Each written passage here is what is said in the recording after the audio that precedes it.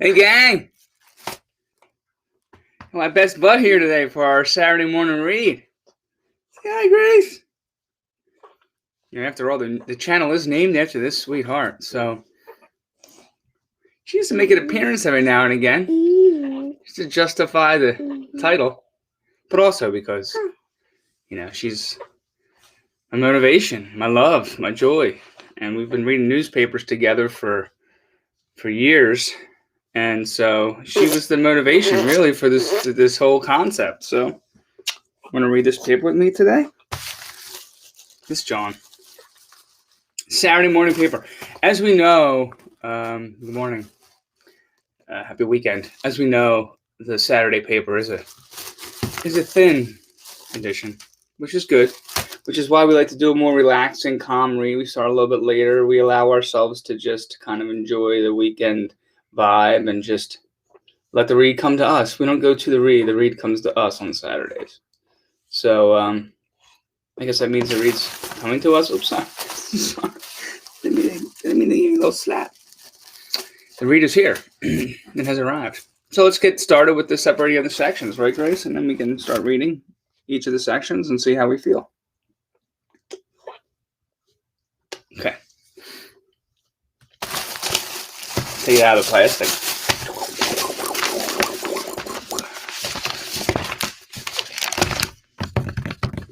Let's just go through the front pages here. Hold them up for the crowd. There's your front section of your Philadelphia Inquirer, your front page there. Below the fold for you.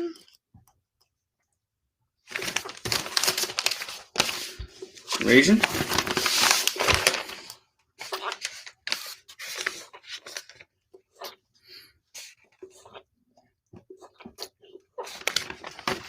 And sports, like I said, it's like 1, 2, 3, and we're done.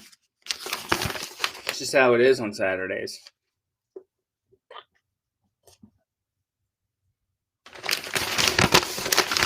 All right, Grace, you know how we do. You want to go right to sports here and just see what's going on in that section? Yeah, so last night, as we know, Embiid puts up 50. Career high 50 in the win over the Bulls. But, of course, it ended too late for the addition. So what they go with as their front page is Simmons out. He did not play yesterday. That's what that means. But Tobias Harris played. Here's a picture of him.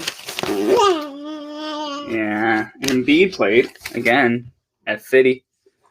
I forget his entire line. I mean, I could pull it up if I was going to be doing the online thing, but I'm not doing the online thing. I'm doing the paper thing. So the fact that I don't know is okay. Sometimes it's okay just not to know. I know it was at least a double-double. Possibly a triple-double. I think it was just a double-double. I think he had like 18 boards or 8, maybe or something like that. Anyway, they won it over the Bulls. It was a good game. I watched a little bit towards the end just to see if he was going to hit that 50. And sure enough, he did. So Simmons, like I was saying, he was out, and he looks like he missed the game, Grace, because of an illness. What was the illness? I think it was a stomach bug. I think we're going with the stomach bug line on this one. Missed the second straight game with an illness Friday night. Wednesday, Doc Rivers told reporters he thought Simmons had a stomach flu. The team didn't believe the illness was related to COVID-19. Simmons did not participate in Friday morning's shoot-around. All this comes after he finished with a career high 42 points. Talked about that already against the Jazz. So Doc Rivers is going to be an all-star coach. He's going to be coaching Team Kevin Durant in the NBA All-Star Game on March 7th at the State Farm Arena in Hotlanta. Moving on to other Philadelphia sports franchises, such as the Philadelphia Flyers.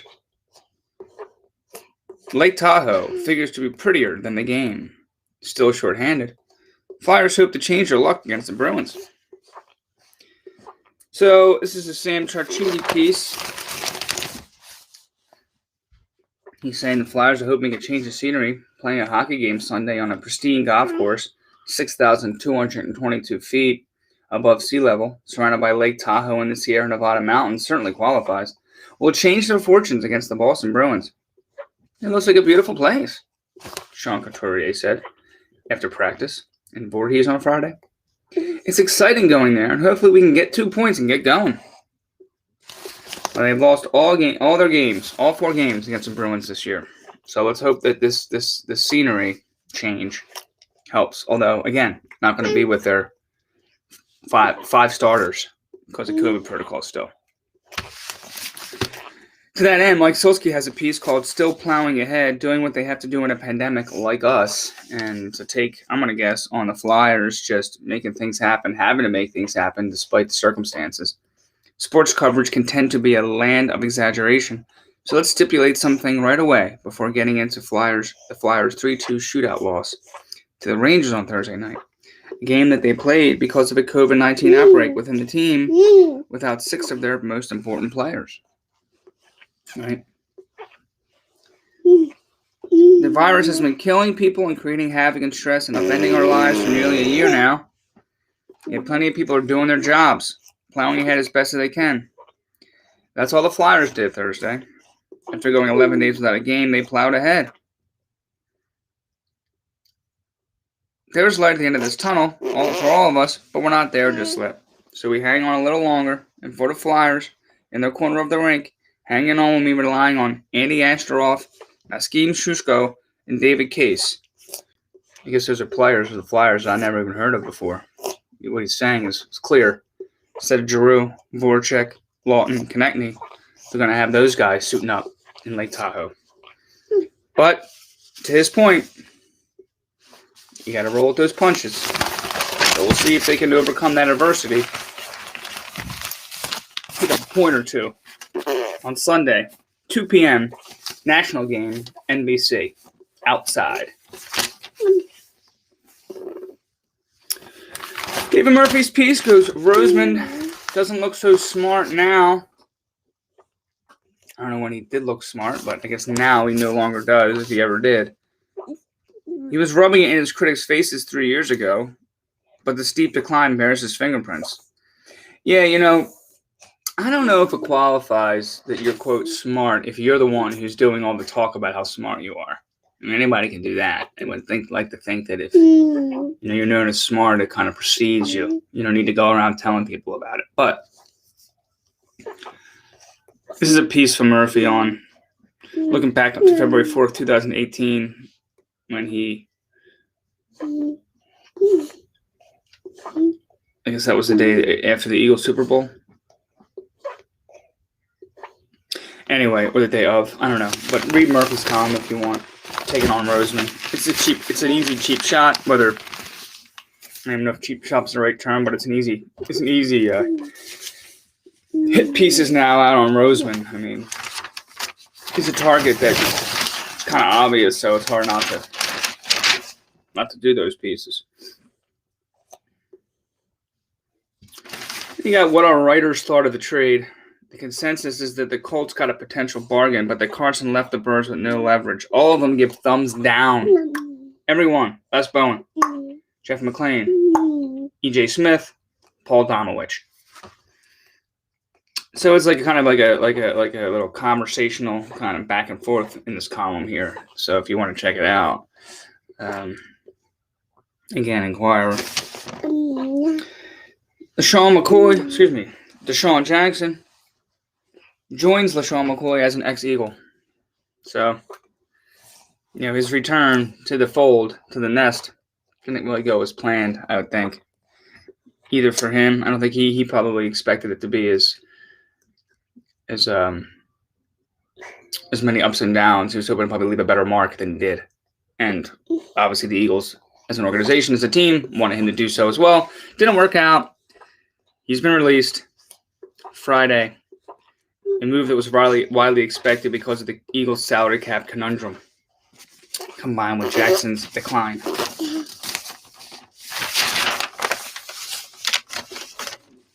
Okay, moving to the standings just to see the Sixers after their win are going to be 20-10, a full 10 games above 500. Flyers looking to go 9-3-3 tomorrow. Bruins trying to hold them off and go to 11-3-2. All right, Grace. What's going on with the weather today? Can outdoor activities happen, commence, be enjoyed?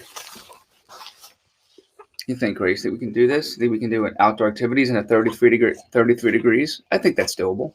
Certainly doable. You see, you got, it looks like a possible week straight of no precipitation, at least to a point that's going to cause delays, disruptions, and disasters. That's good news. That's good news, right, Grace? Okay with that? Hey, what about you got a lot of oral fixation going on. Do you want to have this right now for a little bit? Is that going to calm me down a little bit? So we can read this. You can listen to Daddy wax poetically about the weather and the sunset. Yeah. Yeah, 5:43 today, sunset. The Sixers play tomorrow too against the Raptors, 7 p.m. So you can get the Flyers-Bruins game in. You get that in. 2. Then you can double down. Watch the Eagles. That's kind of cool. I'm sorry, not the Eagles. Sixers. Okay. I'm going to go to region now. Grace, you're cool with region?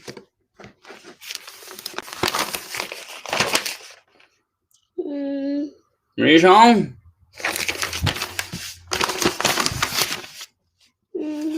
Oh, Penn State's president's leaving. June 2020. Eric Barron led Penn State in the wake of a scandal. I think we all know what that scandal was. Jerry Sandusky child abuse scandal. He'll step down in June 22 after 8 years on the job, he announced Friday. He's going to focus on finishing the university's $2.1 billion 6-year fundraising plan. Currently, the school has raised $1.65 billion with $450 million to go. An easy get, right?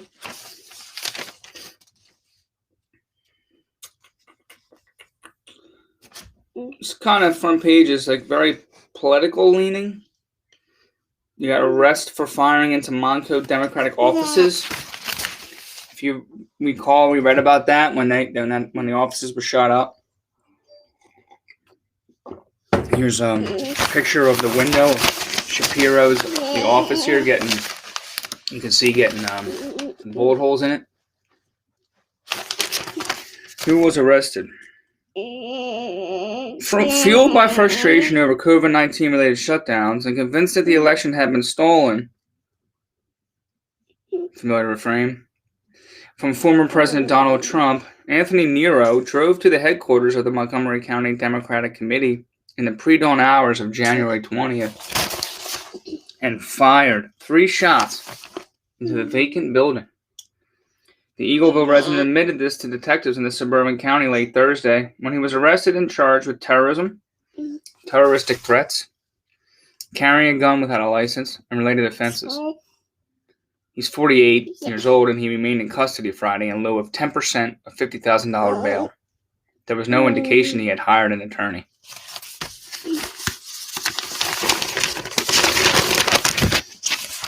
I mean, yeah, frustration boils over, but I'm not sure what the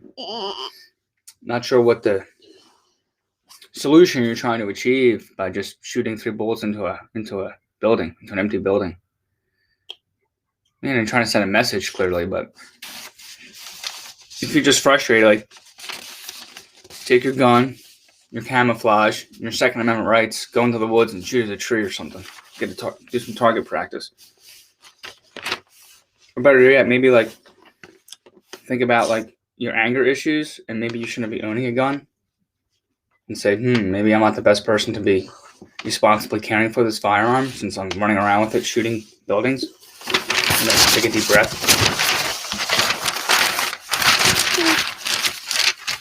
like the Philadelphia School Board is going to be seeing 3 new challengers to seats on the board. Actually, I'm wrong. Take some time. They got 3 new members that got put on the board. Cecilia Thompson, Lisa Sally, and Reginald Streeter. All are school district graduates. They were sworn in as school board members by Mayor Jim Kenney on Friday, and they now find themselves in control of a complex school system with a $3.5 billion budget, 120,000 students, and 80,000 more in charter schools. Here are your new Philadelphia residents, students, teachers, parents. Here are your new faces of people governing your schools, among the others that are already on board. Good luck to all of you. You're coming in at a very contentious, complicated moment. I saw this on Twitter just earlier today, and I was wondering what was going on. Because the Fraternal Order of Police, McNesby, who we hear about all the time, the union leader there, is ripping into the DA, Larry Krasner, for some backdrop. I saw this backdrop.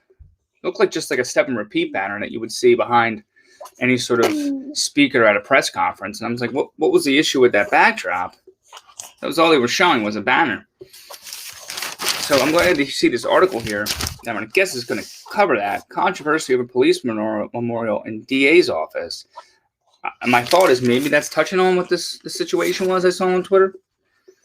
The controversy erupted Friday evening when a photograph was published online of a wall in the Philadelphia District Attorney's office dedicated to fallen city police officers being covered by a portable backdrop, which a police union called disrespectful. So that's what it was. So it must have been, they don't have a picture of it. So it must have been that wherever that step and repeat banner was. And when I'm speaking in the nomenclature of the PR field or branding, marketing, step and repeat is essentially a cloth backdrop that you set up, fold and set up behind somebody. It could be right here, spanning, if I had one, if I was that professional in my setup. You put one behind you so that the camera, all it can see is your logo, essentially over and over again on your banner behind you. You see it with every single sporting press conference. Every press conference you see, there's probably a step and repeat banner behind the person. So that must have been the backdrop, a portable backdrop that was blocking a wall behind the backdrop where, I guess, officers that were killed in the line of duty or otherwise deceased were being honored. The picture, first published by Big Trial News blog, shows the wall of remembrance being covered by what appears to be a type of temporary backdrop that can be seen at news conferences, such as those given by District Attorney Larry Krasner. Fraternal Order of Police, Lodge 5, and Krasner have long been at odds, with the union frequently accusing the District Attorney of being anti-police. Mike Nealon, spokesperson for the FOP, tweeted that the covering of the wall was a disgrace, and that Krasner was disrespecting our Philly police heroes killed in the line of duty. Shameful that these officers are not honored. Take down media props. Another reason he must go.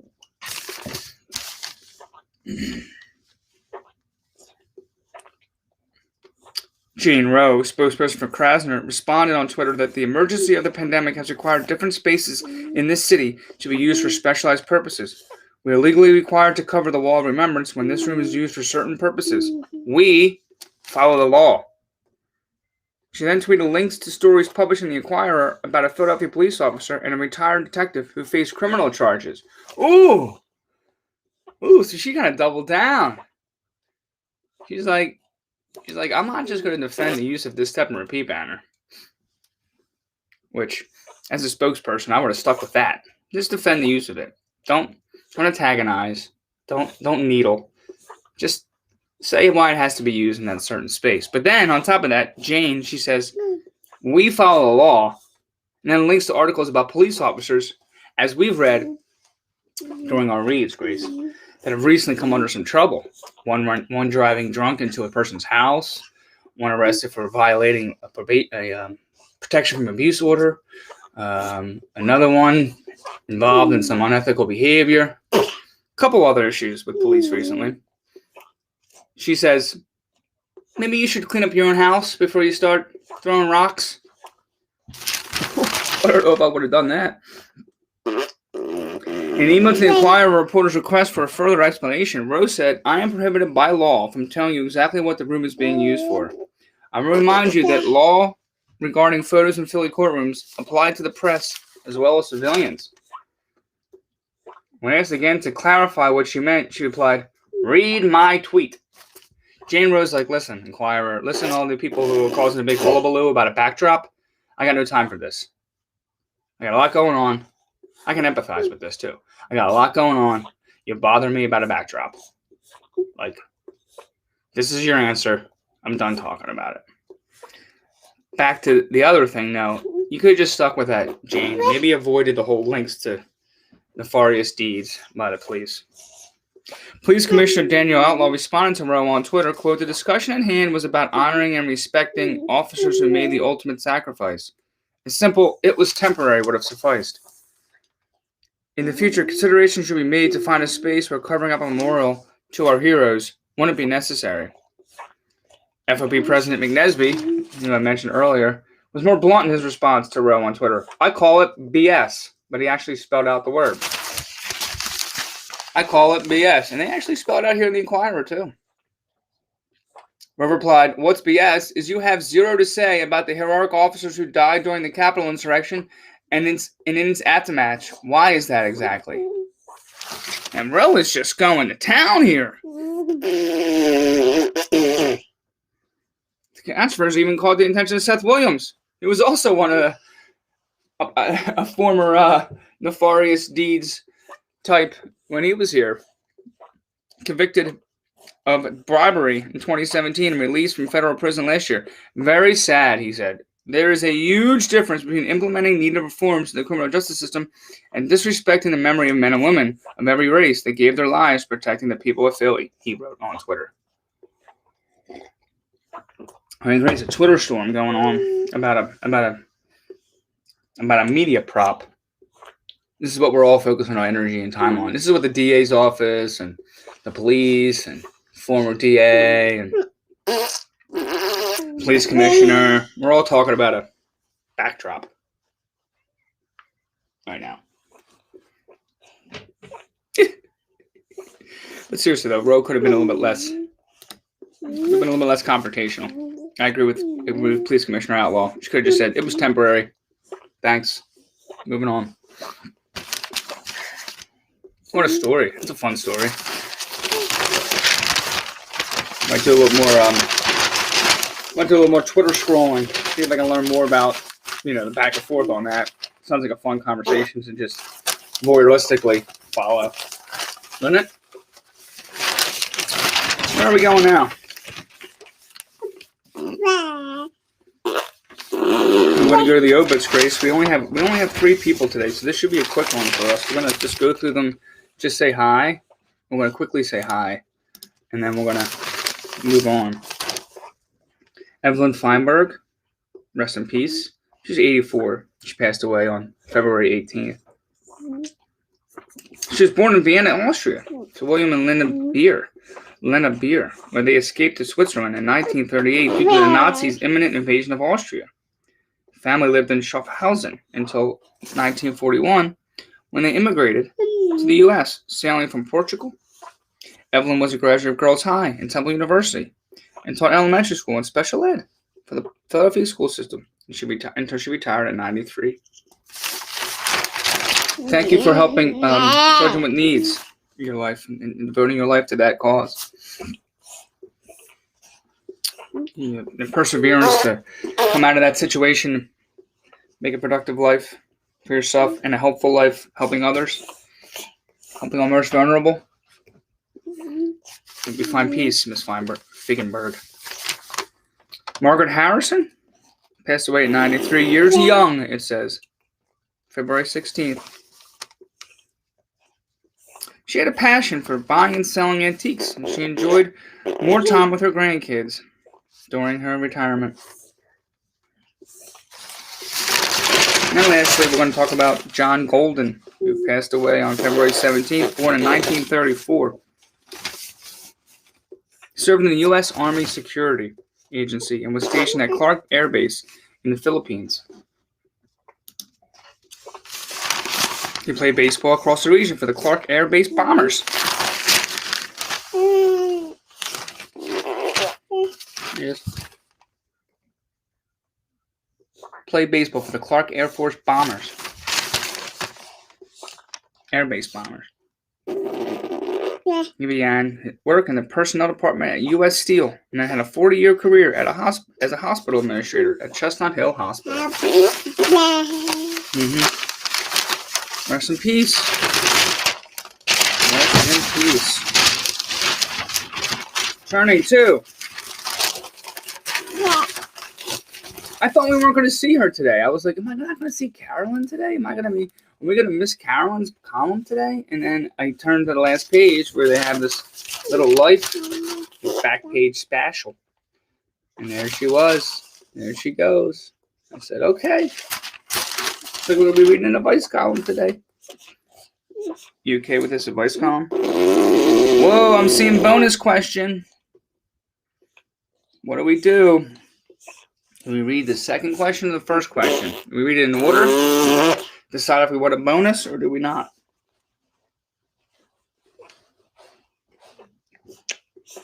Let's try that. Let's go right from the start. How do you decide when someone has crossed the line from being badly behaved, unkind, etc., angry, to being abusive? I guess another way of asking is, when is it time to stop seeking therapy and seek a restraining order instead? Oof.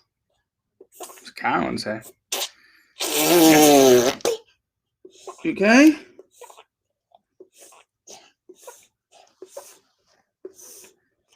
Bad behavior. Unkind, angry, etc. Grace, can you stop spitting on us? I mean, I know you can't help it, but come on.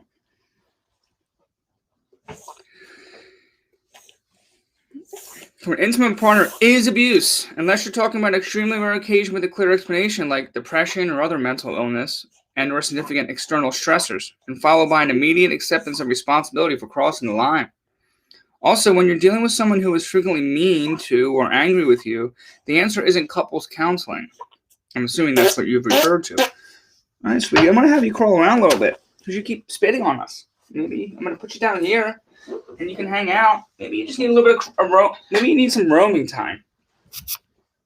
Or roam about the room. Play with your buddies.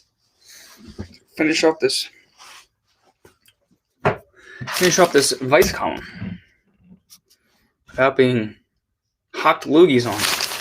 It's okay. It's totally okay though. I love every ounce of spit that lands on me from that beautiful child. I love you. So, where were we? Also, when you're dealing with someone who is frequently mean, or it's either just leaving the relationship on that basis alone, or going into solo counseling to sort out the reasons you feel you can't leave someone who mistreats you so often. And finally, if you're asking about a restraining order, then it's time to go, but with extreme caution and with the guidance and, if needed, protection of experts. Start here if you don't have something lined up yet. The National Domestic Violence Hotline, 800-799-SAFE, 800-799-SAFE, for those who might be in a similar situation or think that it's getting to that situation, and the hotline.org, or the Rape, Abuse, and Incest National Network, or RAINN, 800-656-HOPE, and RAIN.org. That's because perpetrators of, quote, unkind, angry behavior often escalate when they realize they're losing control of their relationship. Where are you going?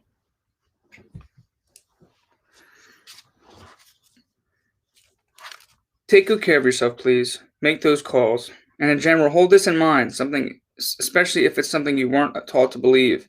The people who deserve your personal time are the ones who consistently behave as if they're grateful to have it. Solid advice. Do a bonus question? I don't know. I mean, why not? We just got one more section left. We got to also do the scope, but I'm going to do a bonus question. We'll do a bonus question, and then we'll do the scope. A friend is dating someone whose wife died 10 months ago. She is quite taken with him, thinks he treats her great, and she's really happy. She's concerned how this looks, though, to friends of the now-deceased wife, who have commented that he's dating too soon. My mantra is, if you're happy consenting adults, then it's all good. But she keeps asking me about it, and honestly, I think it's really clingy. He's really clingy, really fast, and it gives me pause. I should just keep my mouth shut, right? CAROLYN says, you're asking me this a lot? Any reason? Are you concerned? The optics are a non-issue, but the clinginess could be one, if it isn't already. And certainly the friends could be concerned about his emotional state in general, and not specifically about your friend's involvement with him. So open the door for her to figure out what about this relationship, if anything, isn't right with her.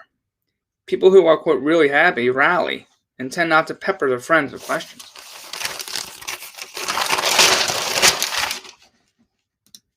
That wasn't her best work, that question and response.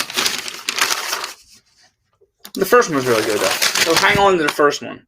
First question and response. There's a lot of good information there, in my opinion. Scorpio. Today, 4 stars. Others tend to be generous if you seek financial advice or assistance. Your sensitivity win the loyalty of another. A message from a loved one who has passed on may comfort you. Is that like a ghost message? Like I'm gonna get like some sort of spiritual, sort of like bodiless voice kind of in the background, like saying something, or is it gonna be like I'm gonna uncover some old letter? I don't know.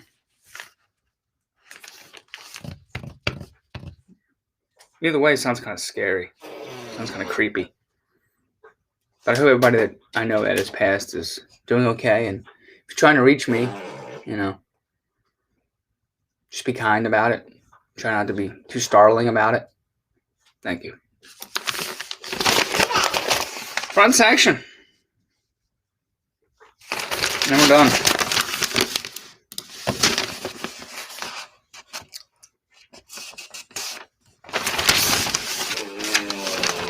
Okay. I'm not seeing much in the front section. The photo shows the rover landing on Mars. You want to just see that picture of the U.S. rover? In case you haven't seen it yet. There he goes. Red planet. Let's see what's going on there. If anything. Capitol Police probing officers. The department says it is investigating 35 in connection with the January 6th deadly siege.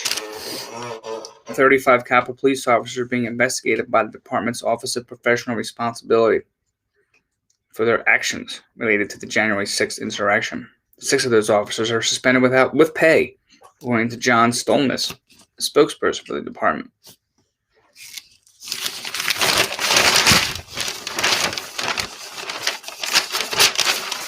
No business inset. Wonder if you'll get tax breaks on your home office unless you're a business owner or self-employed contractor. Experts say don't count on it.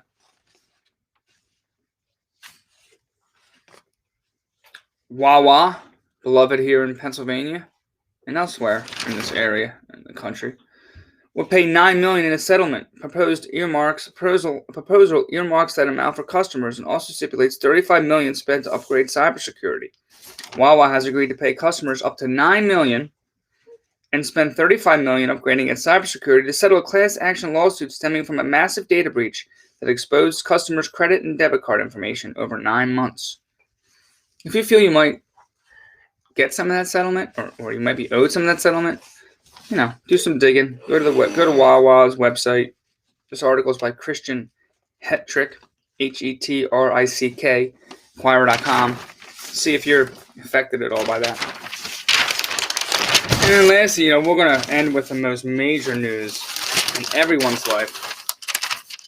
I mean, this is something that takes the cake, no matter who you are in the whole world. Harry and Meghan are working roles no more. devastating. It's devastating news, isn't it? Does it just take the wind out of your sails? They're not going to return to royal duties, Queen Elizabeth II confirmed. Quote, following conversation with the Duke, the Queen has written confirming that in stepping away from the work of the royal family, it is not possible to continue with the responsibilities and duties that come with a life of public service, the palace said in a statement that sounded a bit pointed to many. Also worth noting, the Queen's, quote, conversations, more than once, were with the Duke, not the Duchess. After they walked away last year from their lives as working royals in Britain, the palace agreed to a 12-month review to see if some compromise could be struck, whereby the couple would continue to represent the monarch as part-timers, half Hollywood, half pomp and circumstance. Quote, the Queen made it pretty clear last January when they were negotiating that you're either in or you're out, said Dickie Arbiter, the Queen's former press secretary.